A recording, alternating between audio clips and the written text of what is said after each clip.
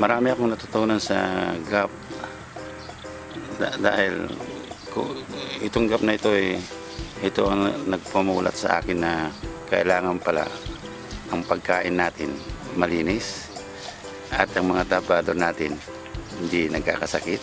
Saka yung pag-aalaga ng mangga simula sa pagtanim hanggang pabunga hanggang pag-harvest ay natutunan ko ang tamang pamaraan.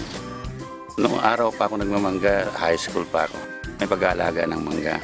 Noong araw po, ang alam lang natin, pabungahin ng mangga, iwanan na natin. Pagdating ng panahon, pabungahin na naman natin ulit. Dito po sa GAP, hindi po pwede yun. Dito po, pagkapitas mo, mag-pruning ka para yung araw, masikatan ng loob ng mangga. Medyo takot ang insekto sa init, kaya umalis. Then, lagyan mo ng fertilizer. Pag nag-flashing yan, kung gusto mong early maturing, ang leaves, naglagay ka ng paklo para makapag-off-season ka. Sa kapaligiran naman, nung araw, basta nandyan ang mangga, kahit puro damo, pinapabulaklak natin. Pero ngayon, dapat malinis. Dahil lalo sa ngayon po, pag hindi malinis ang kapaligiran ng mangga mo, napakaraming insektong sisira. Saka natutunan natin dito ang bagging.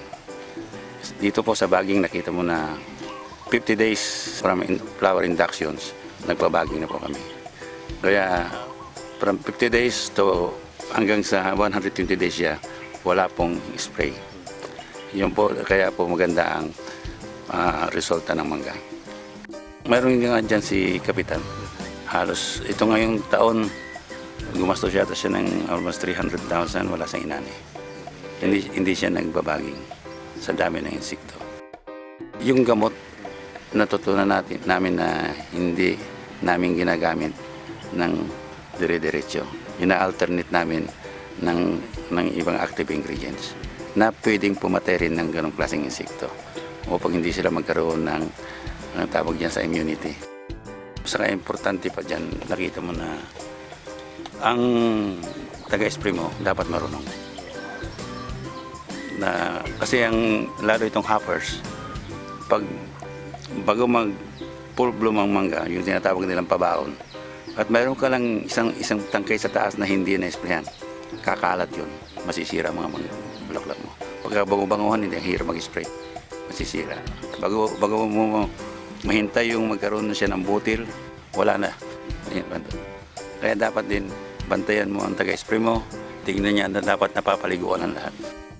Saka yung pagmamanis po sa waste ng araw, pagkatapos tapon dito, tapon doon. Ngayon po, napag-aralan natin na masama rin pala sa kapaligiran. Kaya nagawa ako ng dyan, lalagyan ng parang pit na inuhulog ko sila doon. Ang tubig ko po, hindi po balon, kundi isang deep well. Napa-examine na yan, malinis sa lahat. Isa pa, nakita ko sa mangga na hindi mo dapat pitasin ng hindi hustong gulang. Pag hindi hustong gulang, hindi matamis ang mangga, kahit anong inog.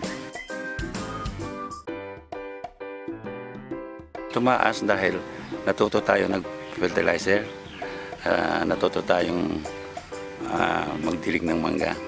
So, parang lumalakas ang katawan ng mangga, namumunga na maganda. Hindi lang sa Mango Productions naka-impact ito, kasi pati sa sales. Nung alam nila na ang mangga ay GAP, maraming pupunta rito na namimili. Marami nagtatanong. Before GAP, at least kung sarili mong puno katulad nito, mga 30%, 40% ka. Kung nag-GAP ka, aabot ka hanggang 60% sa tubo mo. Kung hindi ka tamaan ng bagyo, kahit na 70% abot. Yung milestone na nakuha namin sa proyektong ito, unang-una po, binigyan na po kami ng Mango GAP compliant ng BAPS. Maybe we are the very first to be Mango GAP compliant in the Philippines. Pangalawa po, we have conducted series of training regarding GAP Mengo.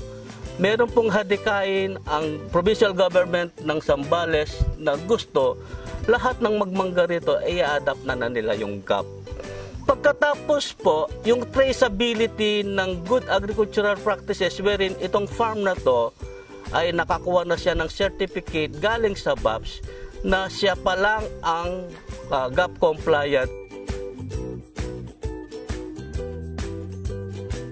Ang future po direction ng aming proyekto rito ay palaganapin itong good agricultural practices kahit na maka 20% lang kami bawat taon hanggang sa lahat ng mga nagmamangga maging aware na sa good agricultural practices.